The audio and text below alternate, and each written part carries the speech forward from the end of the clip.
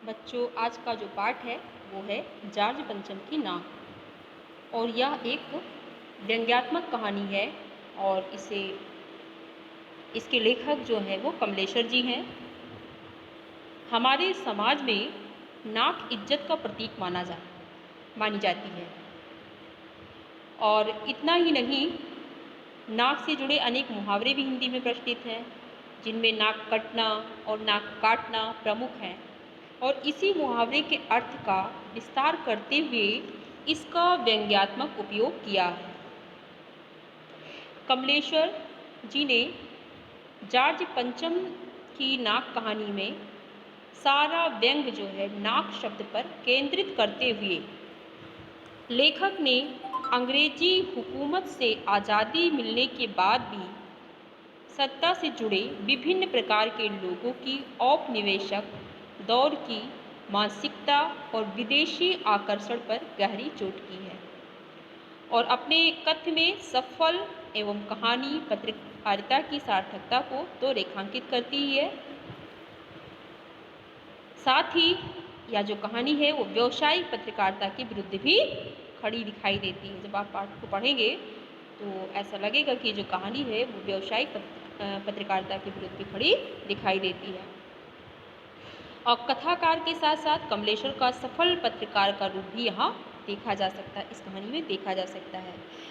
तो ये जो कहानी है, तो इस कहानी में एलिजाबेथ द्वितीय जो हैं वो भारत भ्रमण के लिए वहाँ पर इंग्लैंड में उनकी तैयारी होती है कि उनको भारत भ्रमण का दौरा करना है और भारत के साथ साथ नेपाल, पाकिस्तान, अन्य देशों का भी दौरा करना था।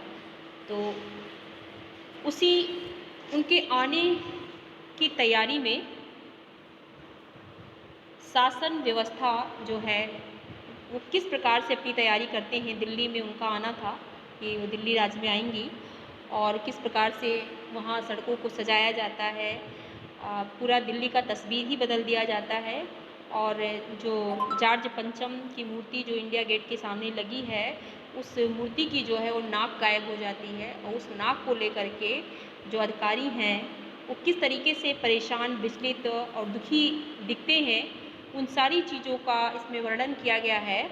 और किस प्रकार से उस नाक को वहाँ पर बैठाने के लिए, यानी कि उस मूर्ति में किस तरीके से नाक बैठाया जाए कि किसी को पता ना चले कि ये जो मूर्ति जिससे बनी है उससे अलग ये नाक है।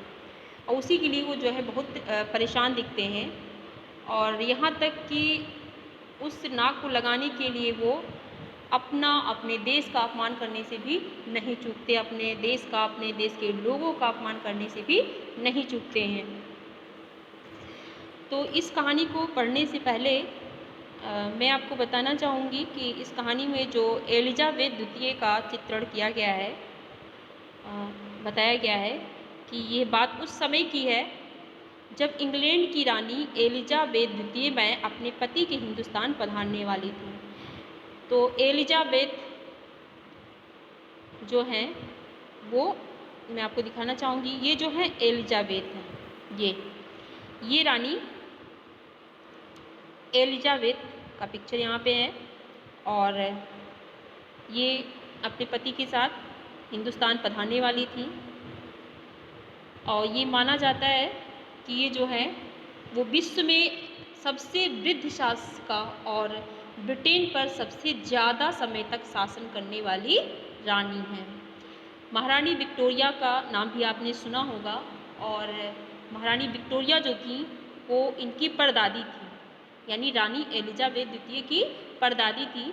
तो उन्होंने भी काफ़ी लंबे समय तक शासन किया था, लेकिन इन्होंने उनके रिकॉर्ड को भी तोड़ दिया और विश्व में सबसे वृद्ध शासक और ब्रिटेन पर सबसे ज़्यादा समय तक शासन करने वाली रानी ये बनी। इनका विवाह जो है वो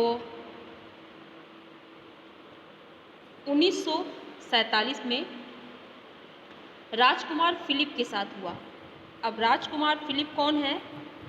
तो ये भी रानी का ही, ये भी एलिजाबेथ द्वितीय का ही पिक्चर है, आप लोग ध्यान से इनको देख लेंगे। तो समझ पाएंगे अच्छे से। तो 1947 में इनका विवाह जो है ये राजकुमार फिलिप के साथ हुआ। ये जो है वो राजकुमार फिलिप हैं, यानी इनका और एलिजाबेथ द्वितीय के साथ इन दोनों का मतलब राजकुमार फिलिप, ये राजकुमार फिलिप है।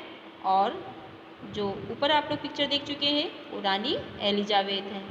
तो इन दोनों का विवाह जो है वो 1947 में हुआ था। इनका जो जन्म है ड्यूक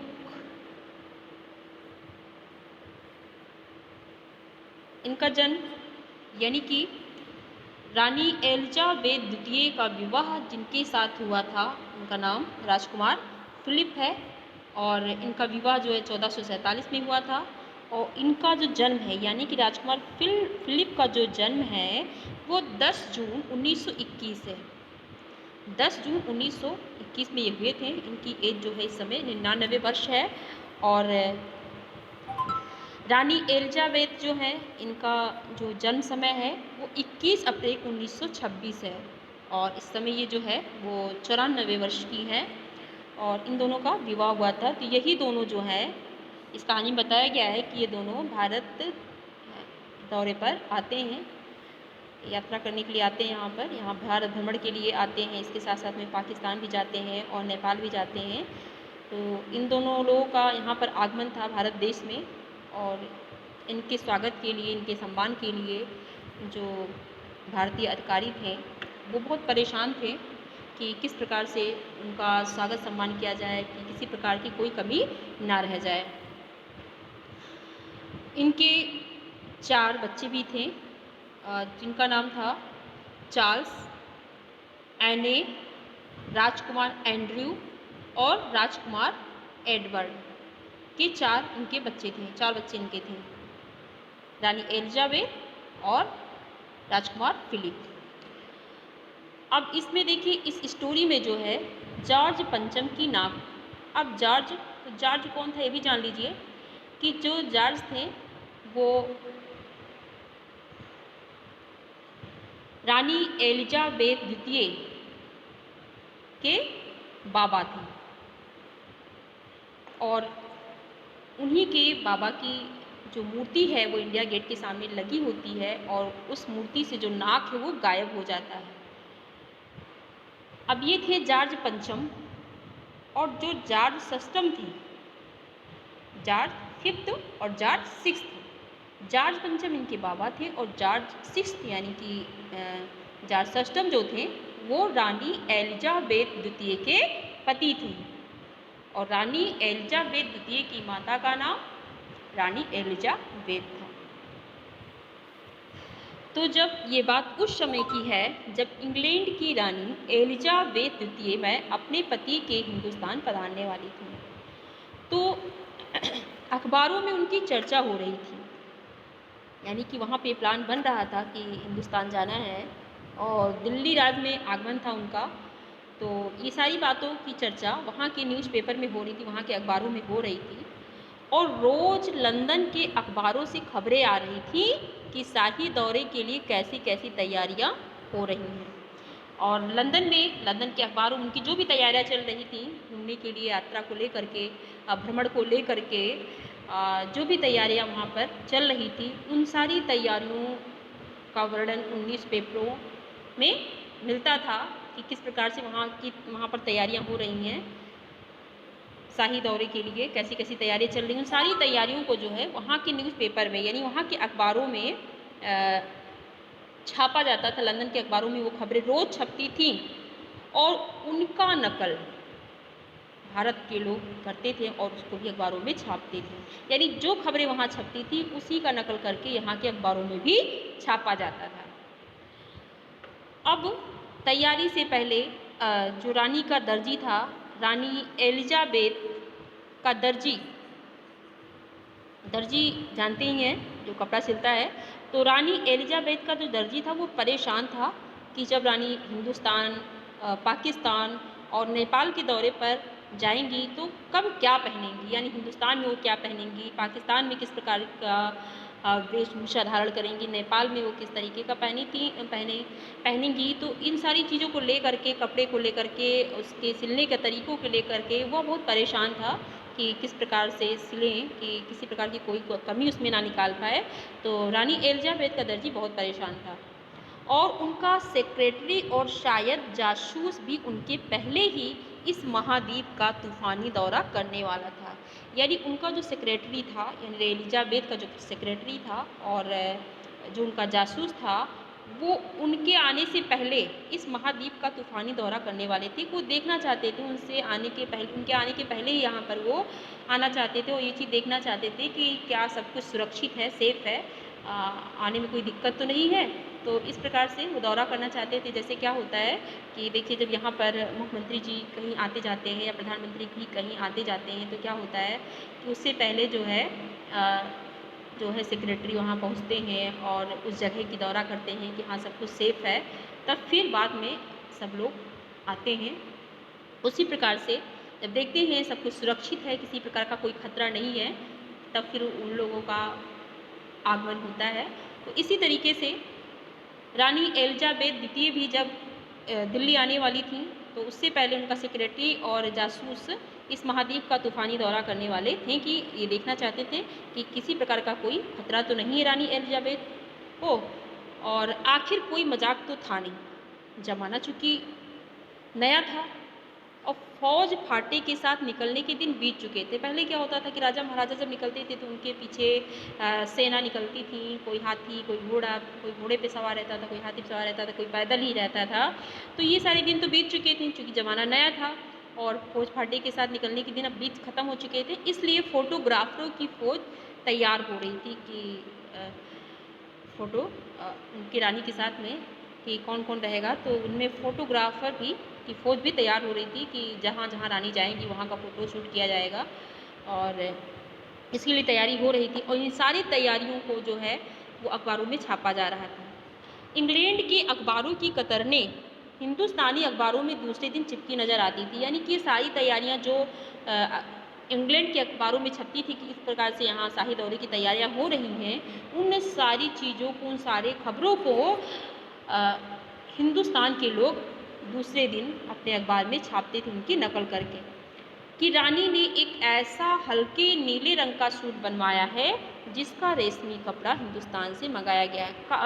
न्यूज़पेपर में छोटी छोटी बातें छपती थी तैयारियों को लेकर के कि रानी के बारे में बताया गया कि उन्होंने एक ऐसा हल्के नीले रंग का सूट बनवाया है जिसका जो कपड़ा है वो रेशमी है और उसे हिंदुस्तान से मंगाया गया है, और करीब इस कपड़े पर जो खर्चा आया है वो 400 पाउंड का है। तो ये सारी चीज़ें अखबारों में छापा जाता था। यहाँ तक कि एक दिन पहले इंग्लैंड में छपता था और दूसरे दिन उसी का नकल पूरा फिर हिंदुस्तान के अखबारों में छपता था। यहाँ तक कि छोटी सी छोटी चीज़ें, रानी एलिज़ाबेथ की जन्म पत्री भी छपी, छोटी सी छोटी चीज़ों को उन पेपरों में छापा जाता था। यहाँ तक कि रानी एलिज़ाबेथ की जन्म पत्री भी मंगवाई गई, उसको भी छापा गया, और प्रिंस फिलिप के कारनामे भी छपे। यानी कि उनके जो हस्बैंड जिससे उनका विवाह हुआ था एलिज़ाबेथ द्वितीय का, वो प्रिंस फिलिप के सारे कारनामों को भी उन न्यूज़पेपरों में छापा गया। और तो और उनके नौकर, यानी कि एलिज़ाबेथ के जो नौकर थे, बावर्चियों, अब बावर्चियों मीन्स क्या होता है, जो रसोइया होता है, खाना बनाता है, उसे बावर्ची कहा गया है। तो उन बावर्चियों का और खानसामा जो होता है, तो जो रसोइये का प्रबंध करता होता है, जो रसोई घर का जो प्रमुख होता है, जो मेन होता है, उसे खानसामा कहते हैं। तो उनके नौकरों, बावर्चियों, खानसामों और अंगरक्षकों की पूरी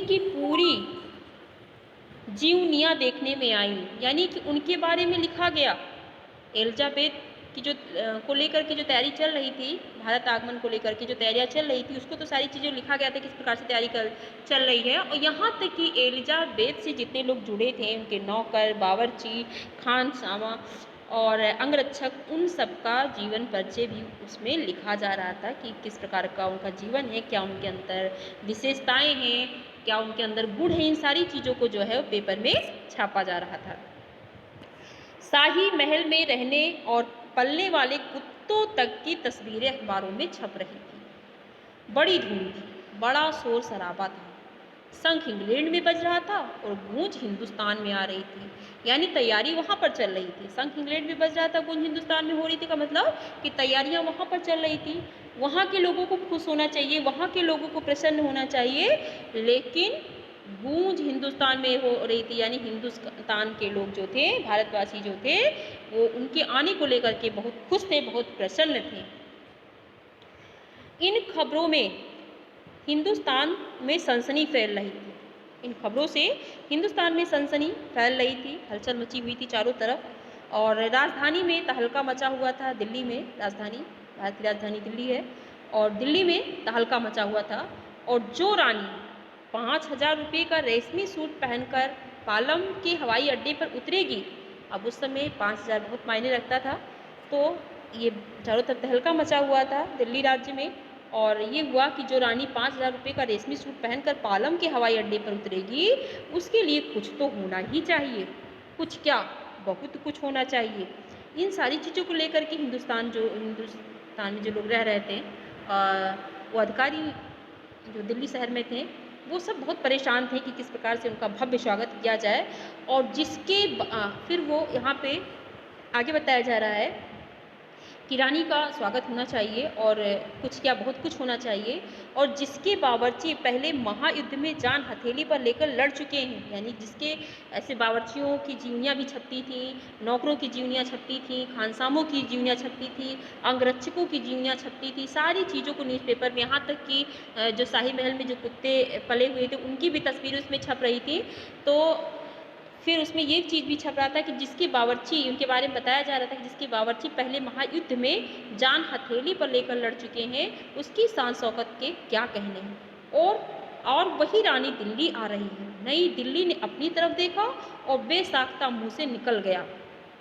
बेसाख्ता, बेसाख्ता मतलब क्या होता है, अनायास ही, मतलब जैसे कभी कभी कोई चीज़ हम नहीं चाहते हैं ना, लेकिन फिर भी मुँह से निकल जाता है, तो यानी कि अनायास, बिना किसी प्रयास के ही मुँह से निकल गया कि वह आए हमारे घर, खुदा की रहमत, कभी हम उनको और कभी अपने घर को देखते।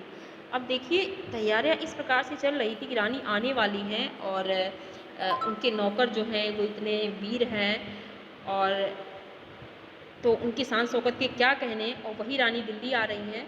तो जब दिल्ली के जो अधिकारी थे, जिनको तैयारियां करनी थी, वो जब अपनी तरफ देखते हैं, यानी कि अपनी दिल्ली राज्य की तरफ देखते हैं, अपने घर में देखते हैं, तो क्या देखते, बेसाख्ता मुँह से निकल गया कि वह हमारे घर, खुदा की रहमत, हमारे घर आए, खुदा की रहमत। यानी कि उनका वहाँ पर आना, सारे जो शासकीय अधिकारी थे वो ये मानते थे कि वो अगर यहाँ पर आ रही हैं तो वो खुदा की रहमत है, यानी कि ईश्वर की दया, उनका आना, सब लोग इतने प्रसन्न थे और उनका दिल्ली में आना मानते थे कि ईश्वर की कृपा हुई है, जिस वजह से वो यहाँ पर आ रही हैं। जैसे जब कोई व्यक्ति किसी के घर में बहुत खुशहाली आ जाती है और पूरे घर के मेंबर्स जो होते हैं वो खुश होते हैं, तो यही कहते हैं कि हाँ, ईश्वर की दया बरस रही है या ईश्वर की हम पर कृपा बनी है, इसलिए ऐसा है। तो ठीक उनका भी आना लोग ईश्वर की कृपा मान रहे थे, इसलिए वो कहें कि वह आए हमारे घर, ये खुदा की रहमत है, यानी ईश्वर की दया है कि वो हमारे घर पर,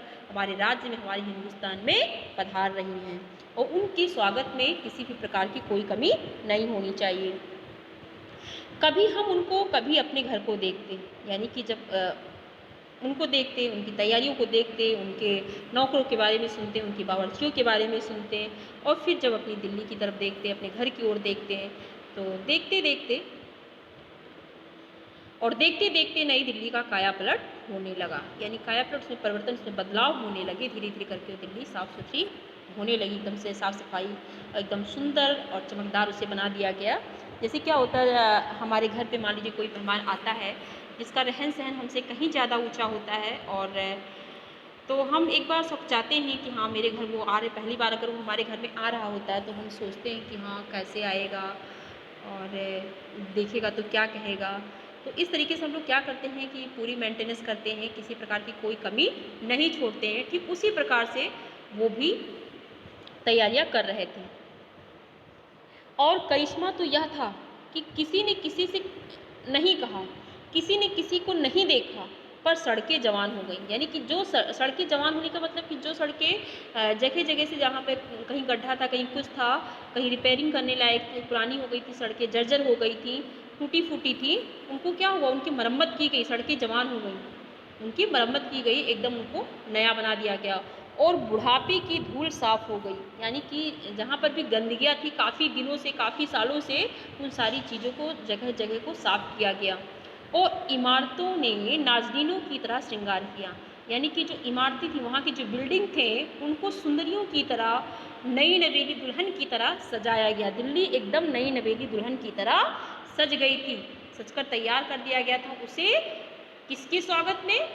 एलिजाबेथ द्वितीय के स्वागत में।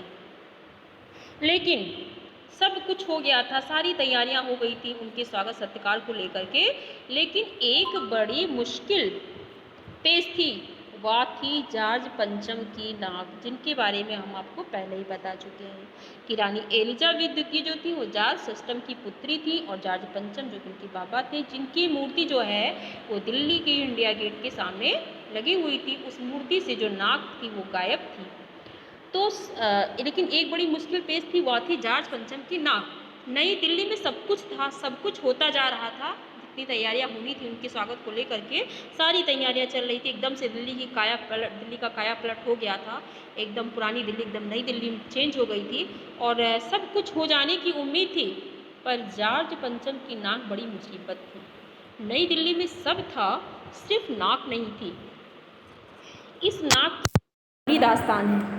इस नाक के लिए बड़े तहलके मचे थे, किसी वक्त आंदोलन हुए थे, राजनीतिक पार्टियों ने प्रस्ताव पास किए थे, चंदा जमा किया था, कुछ नेताओं ने इस नाक को लेकर के भाषण भी दिए थे, और गर्मा गर्म बहसें भी हुई थी। अखबारों के पन्ने रंग गए थे। यानी जहाँ देखो, जिस अखबार में देखो, उन सभी अखबारों में यही सारी खबरें थीं। बहस इस बात पर थी कि जॉर्ज पंचम की नाक रहने दी जाए या हटा दी जाए, क्योंकि वो ब्रिटिश शासक था, देश अपना जो है स्वतंत्र हो चुका था। तो इन सारी चीज़ों को लेकर के बहस हुई थी, और जॉर्ज पंचम की नाक रहने दी जाए या हटा दी जाए। तो जब बहस हुई थी, तो और जैसा कि हर राजनीतिक आंदोलन में होता आया है, कुछ पक्ष में थे, कुछ विपक्ष थे। यानी उनकी नाक को लेकर के कुछ तो ये कह रहे थे, पक्ष में थे कि नाक को रहने दिया जाए, और कुछ ये थे कि नाक को हटा दिया जाए, और कुछ ऐसे भी थे, और ज़्यादातर लोग खामोश थे। कुछ ऐसे भी थे जो कुछ भी नहीं बोलते हैं, ना पक्ष में ना विपक्ष में, कि हाँ रहने दिए जाए या हटा दिया जाए। तो ऐसे लोग भी थे। तो ऐसे लोगों का जो होता है पलड़ा होता है, भारी होता है, वो दोनों तरफ के रहते हैं। खामोश रहने वालों की ताकत दोनों तरफ थी। यह आंदोलन चल रहा था जॉर्ज पंचम की नाक के लिए हथियार बंद पहरेदार तैनात कर दिए गए थे। यानी जॉर्ज पंचम की नाक के लिए हथियार बंद, मतलब ऐसे पहरेदार नियुक्त किए गए थे जिनके पास हथियार था। क्या मजाल कि कोई उनकी नाक तक पहुंच जाए। हिंदुस्तान में जगह जगह ऐसी नाकें खड़ी थी। अब हिंदुस्तान में जगह जगह ऐसी नाकें खड़ी थी का मतलब हिंदुस्तान में ऐसे अनेक अंग्रेजों की मूर्तियाँ लगी थी, और जिन तक लोगों के हाथ पहुंच गए, उन्हें शानो शौकत के साथ उतारकर अजायब घरों में पहुंचा दिया गया। और कहीं कहीं तो शाही लाटों की नाकों के लिए गुरिल्ला युद्ध होता था। गुरिल्ला युद्ध मतलब होता है छापा मार युद्ध। उसी जमाने में ये हादसा हुआ। इंडिया गेट के सामने वाली जॉर्ज पंचम की लाट की नाक एकाएक गायब हो गई। वहाँ पर देखिए हथियारबंद पहरेदारों को खड़ा किया गया नाक को लेकर के, कि कोई नाक उतार ना पाए, कोई नाक काट ना पाए। लेकिन फिर भी क्या हुआ, हादसा हो ही गया। और जो इंडिया गेट के सामने जॉर्ज पंचम की जो लाट की नाक थी, लाट मतलब क्या होता है, मूर्ति, तो लाट की नाक एकाएक अचानक से गायब हो गई, और हथियारबंद पहरेदार अपनी जगह तैनात रहे। ऐसा नहीं कि पहरेदार हट गए, पहरेदार भी अपनी जगह खड़े रह गए, और सब कुछ रहा, लेकिन फिर भी नाक जो है वो गायब हो गई, और गश्त लगती रही, और लाट की नाक जो है वो चली गई। रानी आए और नाक ना हो, एकाएक परेशानी बढ़ गई। अब ये हुआ कि रानी एलिजाबेथ द्वितीय आए और यहाँ इस मूर्ति में नाक ना हो, तो ये तो परेशानी का विषय है, और बड़ी सरगर्मी शुरू हुई। अब सरगर्मी में क्या होता है कि बहुत हलचल मच गई, और देश के खैर ख्वाहों में होता है भलाई चाहने वाले, तो देश की जो भलाई चाहने वालों की एक मीटिंग बुलाई गई और मसला पेश किया गया, जो मामला था उसे रखा गया कि क्या किया जाए। वहाँ सभी सहमत थे कि अगर ये नाक नहीं है तो हमारी भी नाक नहीं रह जाएगी। इस बात से सब सहमत थे कि हाँ सही बात है, अगर इस मूर्ति में नाक नहीं लगी तो हम लोग की भी नाक चली जाएगी। मतलब हम लोग वो मानते थे कि अगर इसका नाक नहीं रहा तो हम लोग की प्रतिष्ठा भी जो है वो मिट्टी में मिल जाएगी, यानी हिंदुस्तान की जो प्रतिष्ठा है, जो सम्मान वह भी मिट्टी में मिल जाएगी। उच्च स्तर पर मशवरे हुए और दिमाग खरोचे गए, बहुत दिमाग दौड़ाया गया और यह तय किया गया कि हर हालत में इस नाक का होना बहुत ज़रूरी, कुछ भी हो, कुछ भी किया जाए, कैसे भी करके इस लाट में नाक लगाया जाए, नहीं तो फिर बहुत ही अपमान होगा हमारे हिंदुस्तान का। तो यह तय होते ही, जब ये बात तय हो गई तो एक मूर्तिकार को हुक्म दिया गया कि वह फ़ौरन दिल्ली में उपस्थित हो, यानी हाजिर हो। फिर एक मूर्तिकार को बुलाया गया। मूर्तिकार यूँ तो कलाकार था पर जरा पैसे से लाचार था। उसके पास पैसे की कमी थी। कलाकार तो था लेकिन उसके पास पैसे की कमी थी। और आते ही उसने हुक्कामों के चेहरे देखे। हुक्कामों यानी कि जो शासकीय अधिकारी थे, उनके चेहरे को उसने देखा। उस पर एक अजीब परेशानी थी। उन चेहरों पर कुछ लटके, कुछ उदास और कुछ बदहवास थे, यानी कुछ बेसुध थे। कुछ को समझ नहीं आ रहा था कि आखिर क्या करें, किस प्रकार से इस नाक को लगाया जाए। तो सब चेहरे पर परेशानी नज़र आ रही थी। कुछ लटके हुए थे, कुछ दुखी थे और कुछ बदहवास थे। तो जब वह कलाकार जो था, मूर्तिकार जो था, और उनकी हालत को देखकर लाचार कलाकार की आंखों में आंसू आ गए। तभी एक आवाज़ सुनाई दी, मूर्तिकार जाज पंचम की नाक लगानी है। यानी कि एक आवाज़ आती है और उस मूर्तिकार को आवाज़ दिया जाता है कि तुम्हें जाज पंचम की नाक लगानी है, इसलिए तुम्हें बुलाया गया है। मूर्तिकार ने सुना और जवाब दिया, नाक लग जाएगी, पर मुझे यह मालूम होना चाहिए। यानी कि मूर्तिकार ने कहा कि नाक लग जाएगी, पर मुझे यह मालूम होना चाहिए कि यह लाट जो है कब और कहाँ बनी थी। ये लाट कब बनी थी और कहाँ बनी थी। इस लाट के लिए पत्थर कहाँ से लाया गया था। सब हुक्कामों ने, यानी कि सभी अधिकारियों ने एक दूसरे की तरफ ताका, देखा। एक की नज़र ने दूसरे से कहा कि यह बताने की जिम्मेदारी तुम्हारी। यानी कि सब लोग अपनी जिम्मेदारी को दूसरे के कंधे पर डाल रहे थे कि हाँ ये तुम्हारी जिम्मेदारी है, मेरी जिम्मेदारी नहीं, क्योंकि किसी के पास इसका जवाब था नहीं। तो सब लोग अपनी जिम्मेदारियों को एक दूसरे को देखते हुए दूसरे के कंधे पर डाल रहे थे। खैर, मसला हल हुआ, जो मामला था वो हल हुआ और एक कलर को फ़ोन किया गया और इस बात की पूरी छानबीन करने का काम सौंप दिया गया। एक कलर के पास फ़ोन किया गया और उसे ये सारा काम सौंप दिया गया कि हाँ पता करो कि मूर्ति कब बनी, कहाँ बनी, ये पत्थर जो है कहाँ से लाया गया। पुरातत्व विभाग की फाइलों के पेट चीरे गए। पुरातत्व विभाग मतलब जो प्राचीन विभाग था जहाँ पर सारी फाइलों को रखा जाता था, उन सभी फाइलों को क्या किया गया, खंगाला गया। पेट चीरना का मतलब क्या, फाइलों के पेट चीरे गए, मतलब सारी फाइलों को ढूंढा गया, उसमें खंगाला गया, पर कुछ भी पता नहीं चला। लेकिन इस मूर्ति को लेकर के किसी भी बात का जिक्र उन फाइलों में नहीं मिला। क्लर्क ने लौटकर कमेटी के सामने कांपते हुए बयान किया। अब सब क्लर्क भी डर गया कि कुछ भी मुझसे संभव नहीं हो पाया, कोई बात नहीं बनी। तो हमारे डर के कमेटी के सामने आया और कांपते हुए बयान किया कि सर मेरी खता माफ़ हो, मेरी गलती के लिए मैं माफ़ी चाहता हूँ। फाइलें सब कुछ हजम कर चुकी हैं, मतलब फाइलों में कुछ भी, हमने बहुत ढूंढा, सारे फाइलों को खंगाला और बहुत खोजबीन की, लेकिन इससे संबंधित कोई जानकारी फाइलों में नहीं मिली। यहाँ पे देखिए मीटिंग आयोजित की जा रही है, उसमें मूर्ति की नाक को लेकर के और विचार विमर्श हो रहा है इस चित्र में। और हुक्कामों के चेहरों पर उदासी के बादल छा गए। जब उन्हें लगा कि अब शायद ना मूर्ति में नाक नहीं लग पाएगी, मामला जब हल नहीं हुआ, तो जो अधिकारी थे उनके चेहरों पर उदासी के बादल छा गए। सब बहुत उदास हो गए, परेशान हो गए और एक खास कमेटी बनाई गई। जैसे कि जो कमेटी है बनाई गई, तो एक खास कमेटी बनाई गई और उसके जिम्मे यह काम दे दिया गया कि जैसे भी हो यह काम होना है और इस नाक का दारोमदार आप पर है। दारोमदार मतलब क्या होता है, जिम्मेदारी, यानी इस नाक को कैसे लगना है, कहाँ से लगना है, कौन बनाएगा, कौन लगाएगा, इन सारी चीज़ों की जिम्मेदारी आप पर है, उस कमेटी पर डाल दी गई। आखिर मूर्तिकार को फिर बुलाया गया। उसने मसला हल कर दिया, फिर उसने मामला हल कर दिया। वह बोला, पत्थर की किस्म का ठीक पता नहीं चला तो परेशान मत होइए, मैं हिंदुस्तान के हर पहाड़ पर जाऊंगा। उसने कहा, कोई बात नहीं है, अगर मूर्ति जो है वो लाट जो है किस पत्थर से बनाया गया नहीं पता चला तो कोई बात नहीं, मैं हिंदुस्तान के हर पहाड़ पर जाऊंगा और ऐसा ही पत्थर खोज कर लाऊंगा।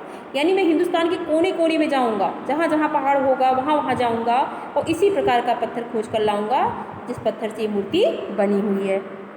उसने सबको ढांढस दिलाया और कमेटी के सदस्यों की जान में जान आई। जब उसने ये बात कही तो कमेटी के सदस्य जो हैं वो थोड़ा सा निश्चिंत हुए और सभापति ने चलते चलते गर्व से कहा, सभापति यानी कि जो मीटिंग आयोजित की गई थी उसका जो मेन स्वामी था, जो मेन प्रमुख था, उसने चलते चलते गर्व से कहा, ऐसी क्या चीज़ है जो हिंदुस्तान में मिलती नहीं?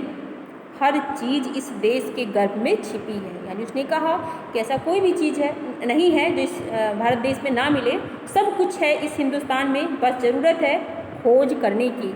यानी कि अगर यहाँ पर कुछ भी खोजा जाए तो इस चीज़ को हम यहाँ पर प्राप्त कर सकते हैं। उसने बताया, इस कथन के माध्यम से कहना चाह रहा है कि भारत देश में ऐसा कुछ भी कोई भी चीज़ नहीं जो यहाँ पर मिलती नहीं है, बस ज़रूरत है कि उसे हम खोजें, उसे हम पहचानें, मेहनत करें, परिश्रम करें। खोज करने के लिए मेहनत करनी होगी और इस मेहनत का फल हमें मिलेगा, आने वाला ज़माना खुशहाल होगा। यह छोटा सा भाषण जो उसके द्वारा दिया गया, सभापति के द्वारा, फौरन अखबारों में छप गया। मूर्तिकार हिंदुस्तान के पहाड़ी प्रदेशों और पत्थरों की खानों के दौरे पर निकल पड़ा।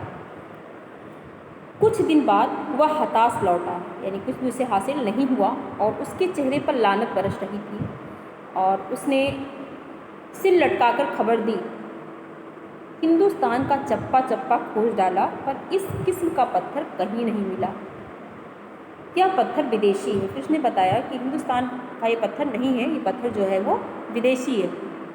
सभापति ने तैस में आकर कहा, लानत है आपकी अकल पर, विदेशों की सारी चीज़ें हम अपना चुके हैं।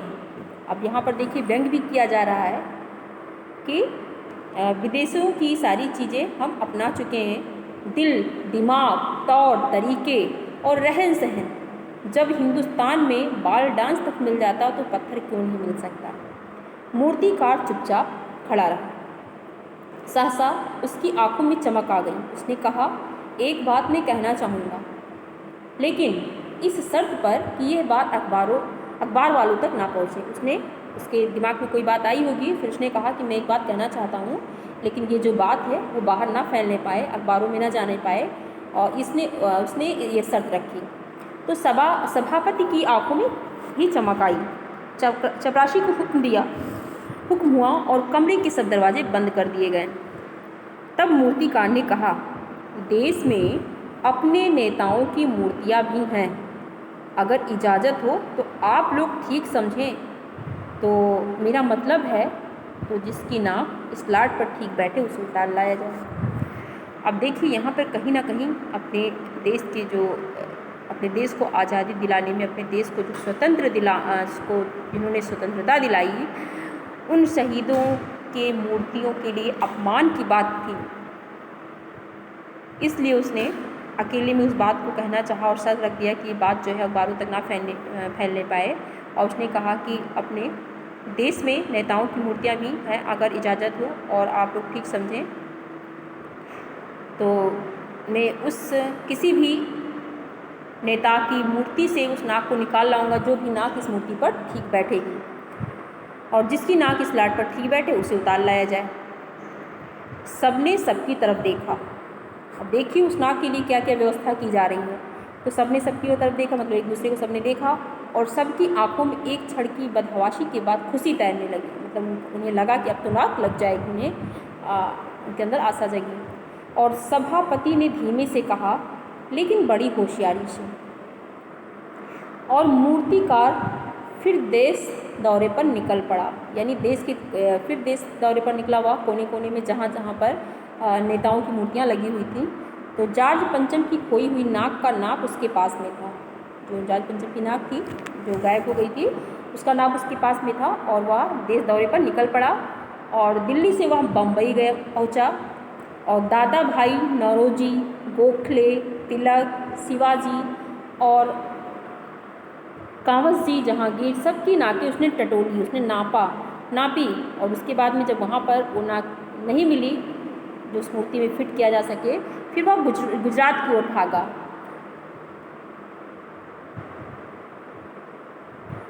गांधी जी गुजरात की ओर भागा और गांधी जी सरदार पटेल, विट्ठल भाई पटेल, महादेव देसाई की मूर्तियों को परखा, क्योंकि सारी मूर्तियाँ जो हैं गुजरात में हैं।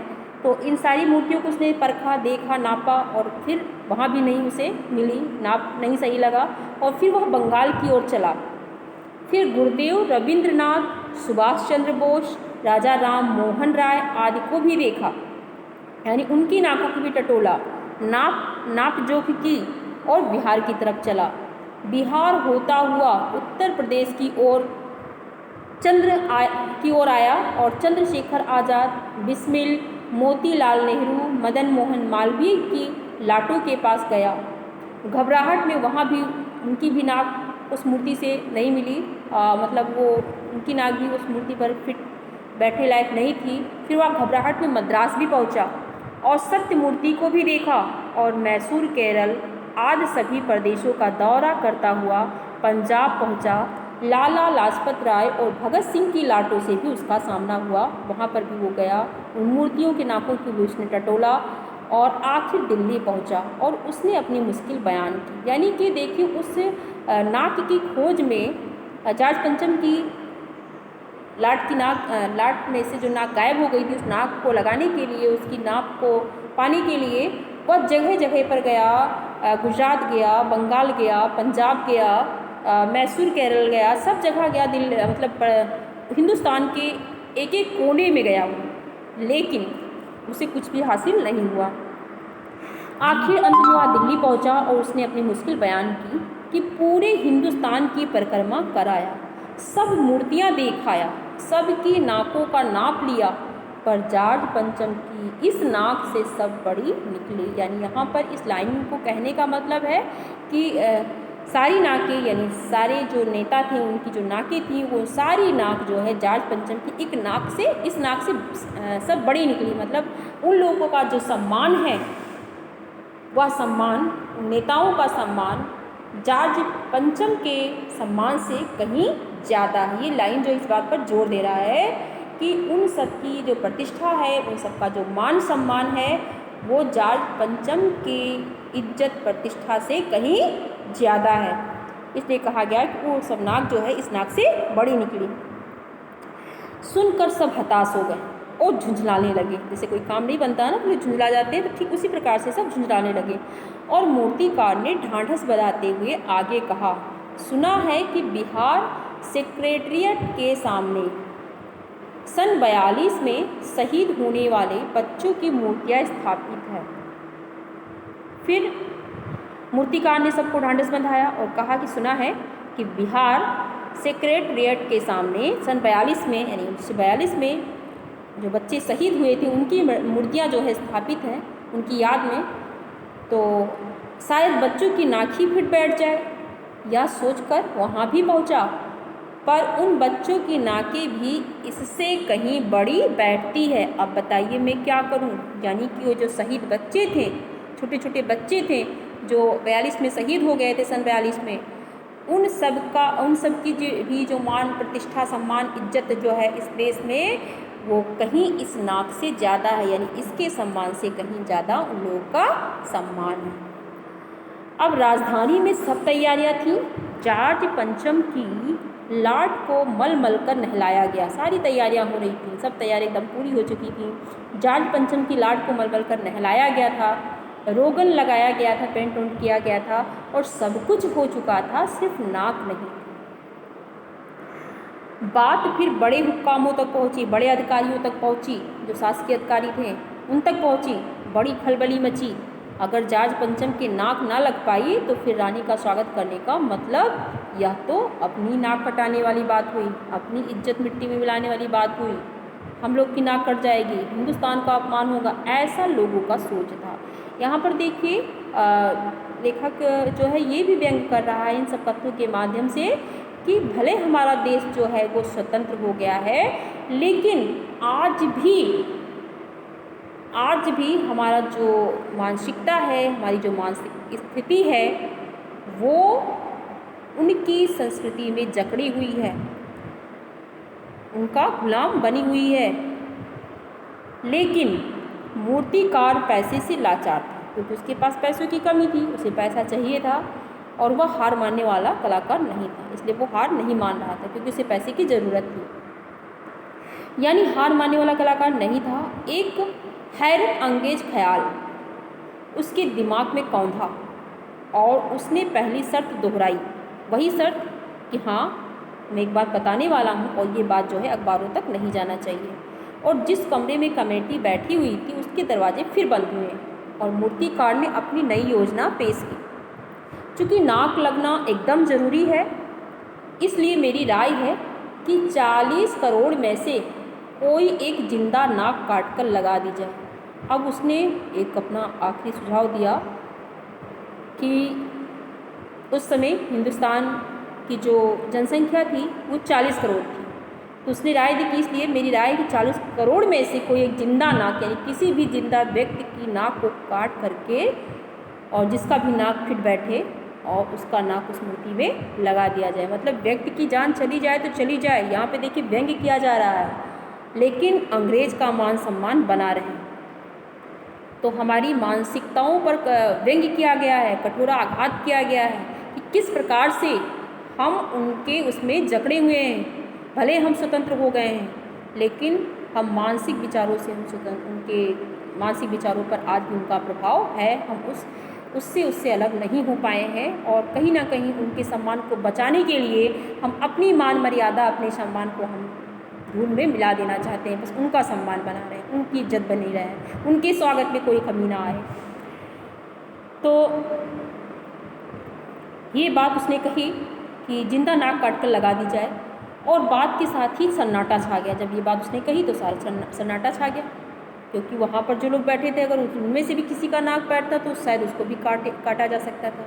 अब चारों तरफ सन्नाटा पसर गया और कुछ मिनटों की खामोशी के बाद सभापति ने सबकी तरफ देखा और सबको परेशान देखकर मूर्तिकार कुछ अचकचाया और धीरे से बोला, आप लोग क्यों घबराते हैं?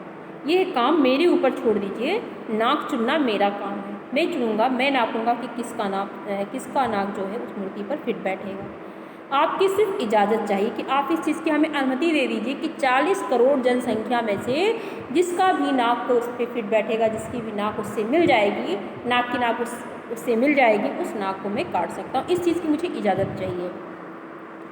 कानाफूसी हुई और मूर्तिकार को इजाज़त दे दी गई। अब देखिए कितने अपमान की बात है। और अखबारों में सिर्फ इतना छपा कि नाक का मसला हल हो गया, क्योंकि सब जानते थे कि अगर ये बात जो है अखबार में छपी और साधारण जनता तक ये बात पहुंची तो कहीं ना कहीं उन अधिकारियों के प्रति, उन शासकों के प्रति जनता के अंदर विरोध की भावना जाग उठेगी, विद्रोह की भावना जाग जाएगी और वो प्रांतीय आंदोलन कर बैठेंगे। इस वजह से इस बात को छिपा करके रखा गया कि किसी को भनक ना लगने पाए कि इस तरीके से नाक का मसला हल किया जा रहा है। अखबारों में सिर्फ इतना छपा कि नाक का मसला हल हो गया, और किस प्रकार से हल किया गया ये चीज़ नहीं छपा। और राजपथ पर इंडिया गेट के पास वाली जॉर्ज पंचम की लाट की नाक लग रही है। नाक लगने से पहले फिर हथियारबंद पहरेदारों की तैनाती हुई। फिर हथियारबंद पहरेदारों को वहाँ पर खड़ा किया गया कि किसी प्रकार का कोई दिक्कत ना आए, कोई परेशानी ना आए। और मूर्ति के आसपास का तालाब जो था वो सूखा करके साफ़ किया गया और उसकी रवाब निकाली गई, उसकी गंदगी जो है साफ़ की गई और ताज़ा पानी डाला गया ताकि जो जिंदा नाक लगाई जाने वाली थी वह सूखने ना पाए, क्योंकि जिंदा नाक लगी थी, किसी जिंदे व्यक्ति को के नाक को काट कर उसमें लगाया गया था तो किसी को पता ना चले। इस वजह से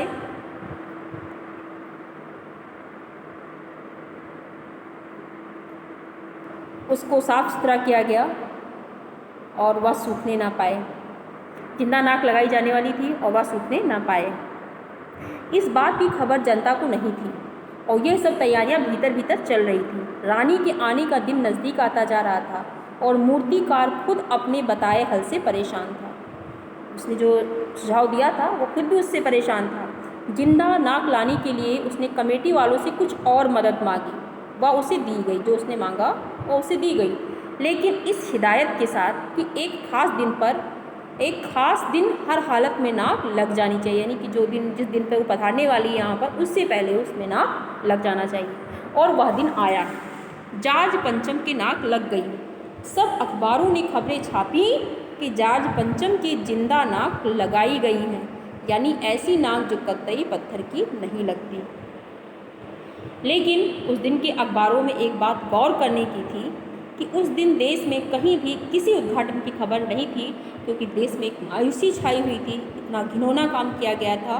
तो चारों तरफ उस दिन देश में कहीं भी किसी उद्घाटन की खबर नहीं थी, किसी ने कोई फीता नहीं काटा था, किसी प्रकार की कोई प्रसन्नता नहीं थी, और कोई सार्वजनिक सभा नहीं हुई थी, कहीं भी किसी का अभिनंदन स्वागत सत्कार नहीं हुआ था, कोई मानपत्र भेंट करने की नौबत नहीं आई थी, किसी हवाई अड्डे या स्टेशन पर स्वागत समारोह नहीं हुआ था जिस दिन नाक लगाया गया था।